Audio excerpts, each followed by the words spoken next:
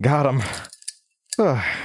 That would be a lot easier if I wasn't handcuffed to the bed. Thanks for grabbing the papers. Don't know how I forgot about them in the jacket. I'm beginning to remember the meeting with Felix. Sorry, I'm still feeling real tired. We must have been at this for a while. Felix was really jumpy when we met at Flipping Patties. Kept looking over his shoulder. I asked him, "Who are you looking for?" "I don't know. Anyone that's out of the ordinary." He turned to me suddenly and asked, "Do you believe the stories on the radio show?" "Oh, I mean, I don't believe all of them, but you believe some of them, right?" Yeah, I do." He nodded. "Why?" Well, because I've experienced some things myself." He glanced over his shoulder again. "You've been calling in sick from work a lot this year. What's going on?" I found myself glancing around as well.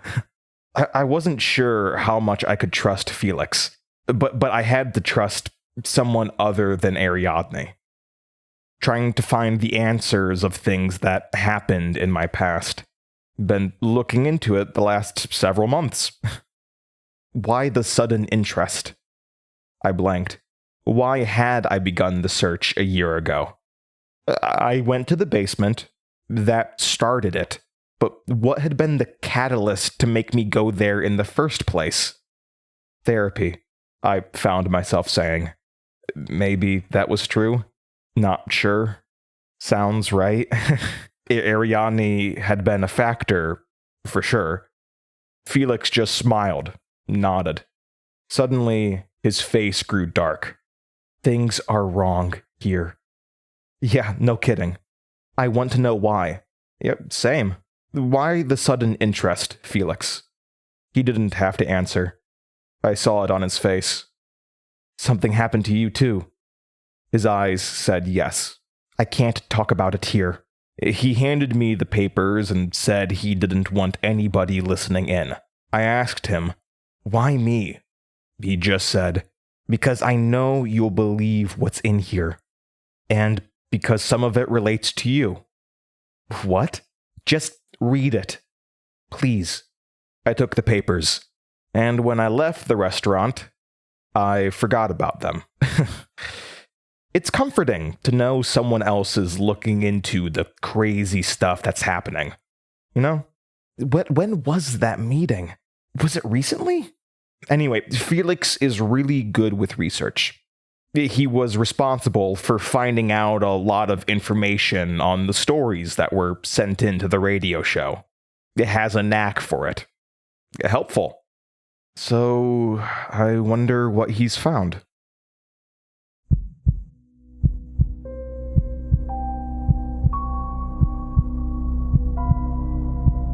Welcome to the Beating Heartland, created by Denver Baughman. Episode 10. The Hospital.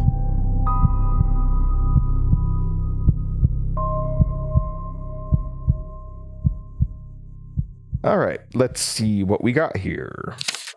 December 1st, 2022. I had a visitor today. Early in the morning, she woke me up from a dream I can barely remember. Her knocking was frenzied and anxious. I answered the door, and she quickly asked if I was the researcher for Heartland Supernatural. I said I was. Yeah, he got the official title a little while back, but we still call him intern. She came in, and I made her some coffee. Turns out she's a nurse at Rockford General Hospital and Clinic. Her name was Rachel Tanner. Late 50s, long, straight brown hair, plump face. She looked like she was the life of the party, but had been slowly drained by the weight of life and circumstance. Her eyes were wide, alert, quickly scanning the room for anything wrong. I asked her what she was here to talk about. She said, "I have a story for you." I told her that she should just send it in like everyone else. "I already tried that 5 times. I frowned. "I'm sorry, I don't remember seeing your submission." "It got thrown away each time." That's been happening a lot recently. For some reason, our boss keeps throwing away stuff. Yeah, he has. I notice it every now and then in the trash. Haven't had the guts to bring it up to him. He's a little intimidating. Understatement. I apologized to her. I made the official excuse that we try to vet the submissions carefully, and sometimes they just don't fit with the show, aren't interesting enough, too unbelievable, etc. She frowned and drank her coffee in silence for a while, her eyes nervously searching the room. "My stories aren't boring," she said. I tried to give a reassuring smile. "I'm sure it's not. We get bogus stories all the time. Usually it's easy to tell. There is a stark difference between stories that people actually believe happened and those that people send in for recognition or clout. There's a sensationalism to fake stories that aren't present in the real, most of the time. Rachel's face was enough to indicate something had happened. She was worn, terrified. This wasn't a single event either. This was a lifetime of fear. "Why don't you tell me?" I said. She stared at me, eyes hollow. "You actually want to hear it?" "I do." I really did. Stories of horrifying events have always appealed to me. I've never experienced anything like what we have on the radio show. A part of me is jealous. It's like there's a whole other side of the world that I'm not allowed to experience. I research instead. Research the people who have experienced it. I wish Denver was more open with me. It's obvious that man has a lot of skeletons in his closet. You have no idea. There's the same look in his eye that Rachel has. Someone who's experienced so much horror. He's kind of a closed book, but will occasionally say things that reveal what's happened to him. Haven't felt comfortable enough to research him yet. Our boss had been throwing away a lot of the good stories, making us keep the sensational, obviously fake ones. He said they were more entertaining. I don't want the entertaining, I want the real, the raw. Rachel was that. "Take your time," I reassured her. I grabbed a paper and pen to jot down notes. She began to cry. It won't come to me." I tried to reassure her. I'm not really the nurturing sort. I usually only had to worry about words being sent in, not the person sitting in front of me. "What do you mean?" It was so clear when I was at the door, but now trying to talk about it, I can't." She sobbed. Odd. Well, I like a challenge, so I decided to treat her like Google, asking questions and narrowing down the story until I understood it. Even if she didn't. It took some time, but I was able to piece together some of her story. Wasn't easy. She was incredibly scattered and would bring up information out of order from her over 20 years of experience working at the hospital. Kind of like Denver. That man is so scattered sometimes. Hey, he mentioned once that he can remember things more clearly around his therapist. Wonder how she does it. Anyway, the hospital. That was the crux of it. "I'm not going to write down everything," she said. It was far too confusing and scattered. Instead, I'm focusing on putting the information together so I can review it later. She'd been a nurse there for over 2 decades. Apparently, the first year had been a dream come true. She'd finished college at the top of her class and landed a nice, cushy nursing position. As the months dragged on, she realized the toll of working in the medical industry. Dealing with sickness, death, pain, loss every day takes a special breed to be a doctor or nurse. I can't imagine the price. Of course, there was the joy of helping. Being able to diagnose someone and help them return to health was how you kept going. Sometimes that was enough. Other times, not so much. About a year into the job, she started noticing things were wrong. There were secrets. Things that were only talked about behind closed doors. The doctors wouldn't tell her anything. But something was happening. She tried to ignore it, not rock the boat.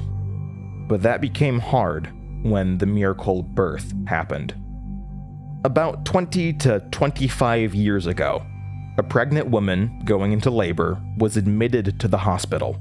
Extremely normal.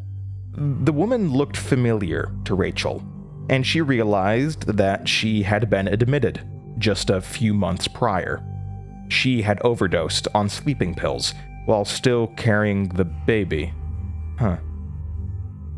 She got better, but the baby was messed up, mangled and deformed. More than just the overdose had messed up this baby. This happened often. Too often. She was weak, her body on the verge of giving up, and there was no chance of getting the baby out through normal means. So they had to perform a cesarean section. It was successful. A baby boy. But they didn't give him high chances of survival. More a lump of meat than anything. They weren't even sure if the mom was going to make it. Rachel talked about a lot of technical and medical jargon that happened the following week to help the mother and the baby. I haven't had a chance to research specifics. One thing is sure, though. Rachel said the baby was on the brink of death the whole time. Quick note. Someone did visit the mother. Rachel didn't know who he was. A man came by to talk with the mother most days. Read to the baby as well. A silly little children's book. Rachel wondered if he was the father, but she didn't think so. Odd. One day, Rachel noticed the man talking with the medical director in his office. Voices hushed. They were arguing about something, but she couldn't tell what. Regardless, it seems that the man won the argument, and left with a smile on his face. The medical director, head down, frustrated. That night, she had trouble sleeping for some reason. Something was in the air. A terrible smell. It wafted from the hospital. Sulfurous. She lived right next door. A light was left on until the early hours, in a wing that was supposed to be empty during the night. She heard a baby crying, more like screaming, and it lasted for almost an hour. That noise, that painful noise, chills her to this day. The next day, the miracle happened. The baby was healed. It was perfect, healthy. The whole hospital was a party. Everyone was amazed at this baby's sudden, uncalled-for healing. Rachel remembered not believing it was the same baby, but after tests, it was confirmed. She recalled she had apparently asked too many questions because the medical director called her into his office. His collection of marionette puppets hanging from the ceiling. watching her with their lifeless eyes. She always found them off-putting. The medical director told her to drop it and just enjoy the amazing news. She tried to protest. More tests needed to be done to discover what accounted for the remarkable recovery. He insisted that she dropped it. After a few days, everyone seemed to move on and forget it. She wished she'd kept up with the mother, who'd also survived, albeit not with the same miraculous speed. I told Rachel that this was fascinating, but by no means fitting for our show. She argued, "Your show is focused on the strange and the bizarre." "Yes, but focused on the horrifying," she countered, saying that the miracle baby was just the start. After that, things seemed to get stranger and stranger. The medical director was erratic, one moment acting like his jovial self, and the next yelling and berating the staff. She caught him mumbling to his marionettes on a few occasions. Says she saw one of them move.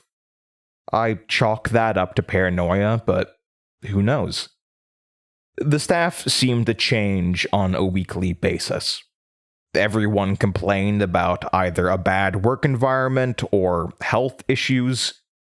She couldn't afford to move, so she was stuck there. She began listing off multiple strange occurrences in the hospital. Rooms disappearing and reappearing, hallways that shouldn't have existed, furniture moving around the place, patients screaming, but growing quiet the moment you entered the room. Soft wooden shoes echoing through empty hallways. Times when she woke up without any memories of the last several days. The list continued. Over 20 years worth. No one acknowledged it. When she tried to talk about it, she was always met with the same wide eyes and refusal to participate. After a while, she also began to ignore it. It was easier that way. Became part of the routine, the normal, easily forgotten. But last week, something happened that she couldn't ignore. I asked her what it was, but her mind became stubborn. A room.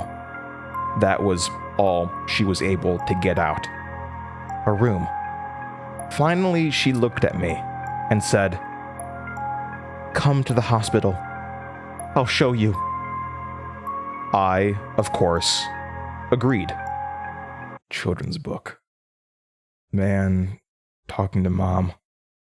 Who was he? December 10th. Several days passed before I was able to take Rachel up on her offer. I tried calling the number she gave me, but she didn't answer.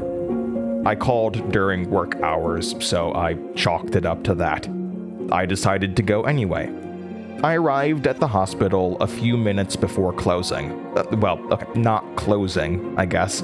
A hospital never really closed, just shifted to a night staff. Still, the place was hectic. Surprisingly so. All the nurses were running to finish up for the day before the next shift arrived. Apparently, it had been a weirdly busy day. Several injuries, sicknesses, and a few odd ones. I wanted to know more about them, but no one wanted to elaborate. They all had this glassy look in their eyes. Barely heard a word I said. The medical director walked up to me. His eyes were different than the rest of the staff. Not glassy.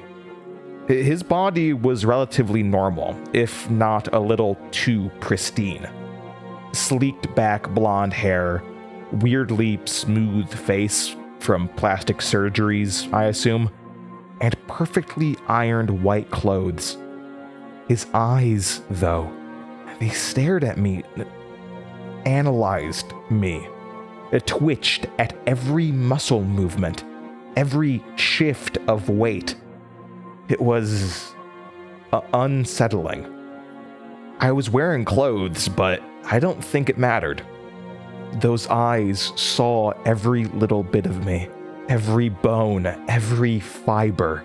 In a sudden, smooth, perfectly rehearsed tone, he said, "This section of the hospital is closing for the night.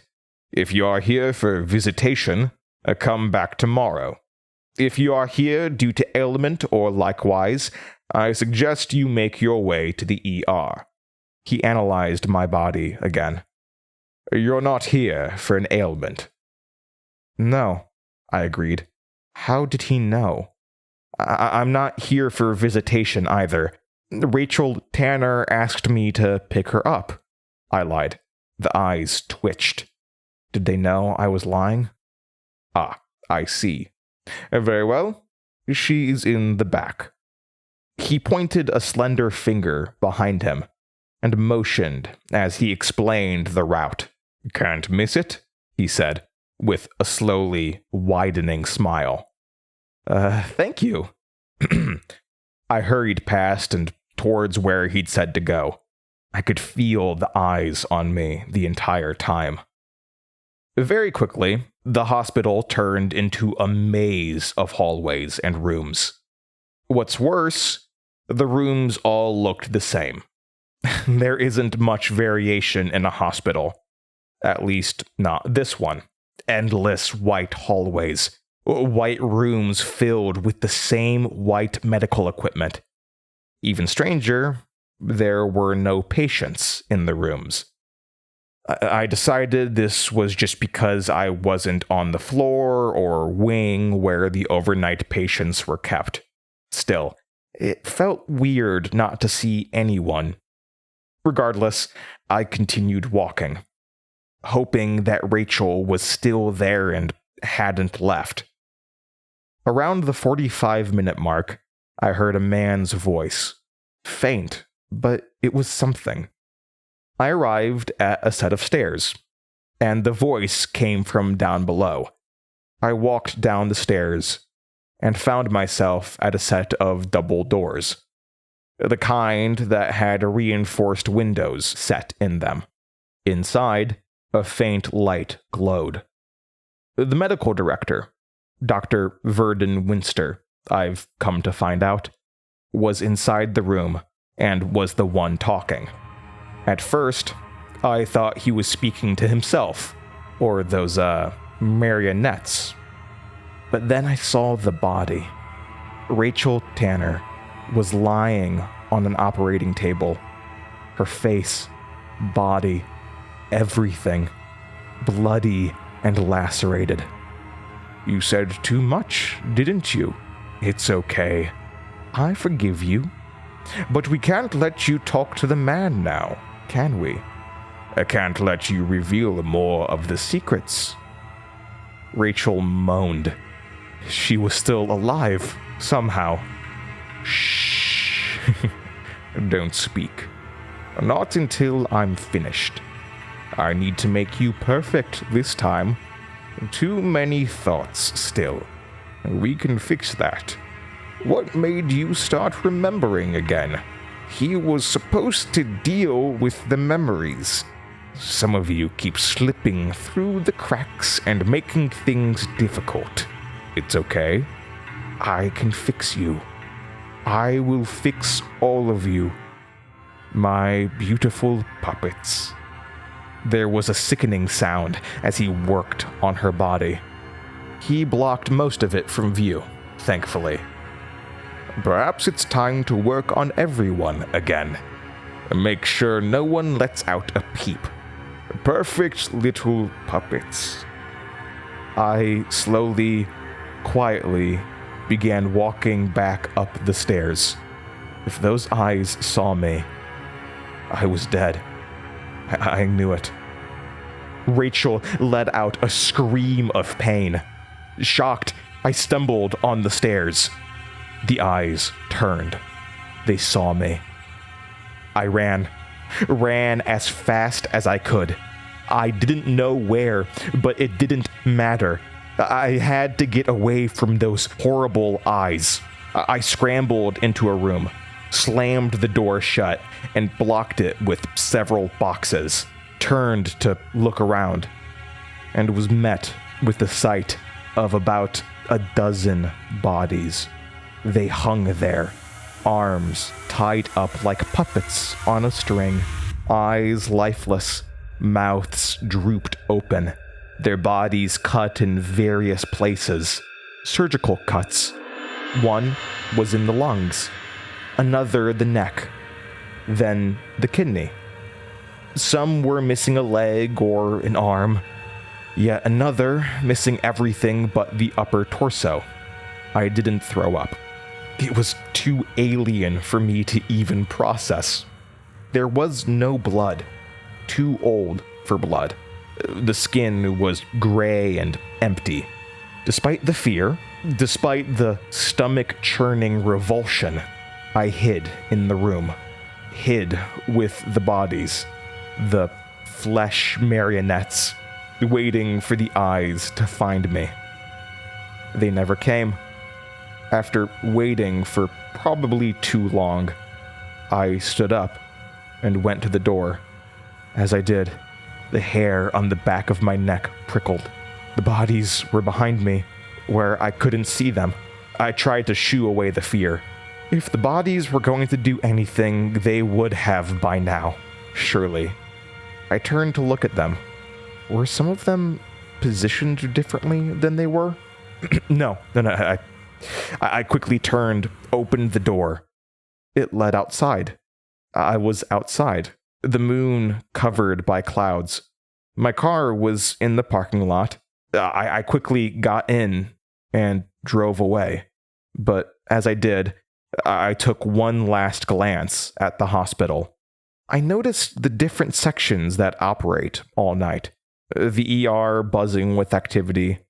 The section I had been in, though, was dark and empty, except for a few windows where the lights were on.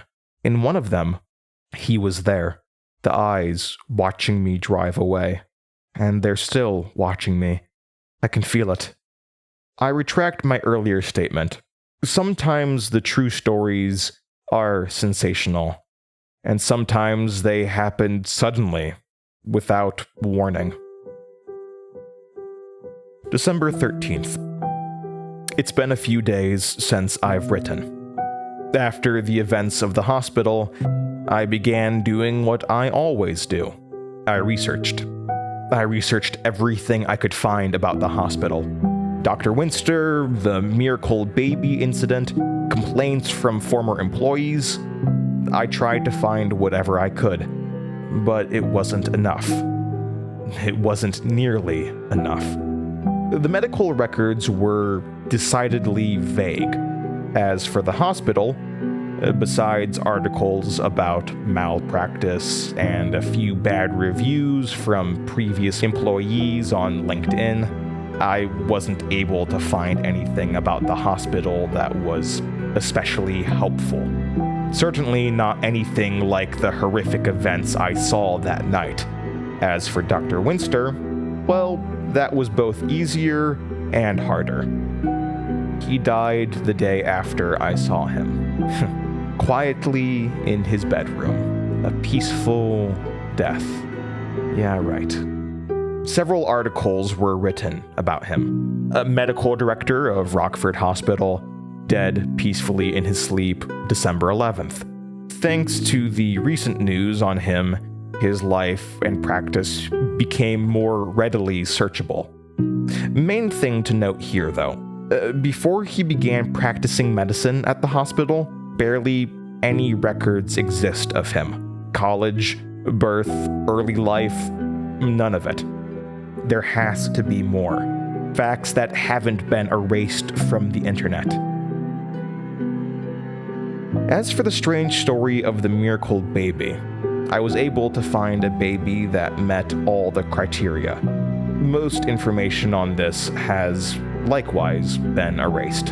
However, I was able to attain a name. Denver Baughman. Yeah, saw that one coming. I need to speak with him. See if he knows anything about the hospital. I don't, Felix. Or learn more about the skeletons in his closet. He has experienced things, terrible things. I need to research him, but maybe talking with him is the first step. Last note.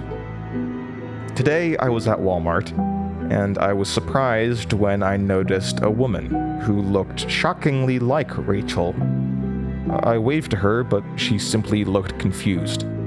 Her voice, her looks, even her clothes, all the same. It couldn't have been her. She doesn't have a twin. I checked online. I don't know what to make of it. I still don't know what to make of any of this. I still feel the eyes sometimes. They're still watching me, even though he's dead.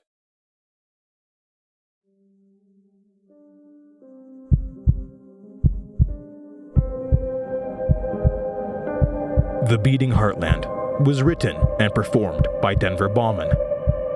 If you enjoyed the show, please rate and review us on whatever streaming platform you are using. Follow us online at The Beating Heartland. Thank you for listening.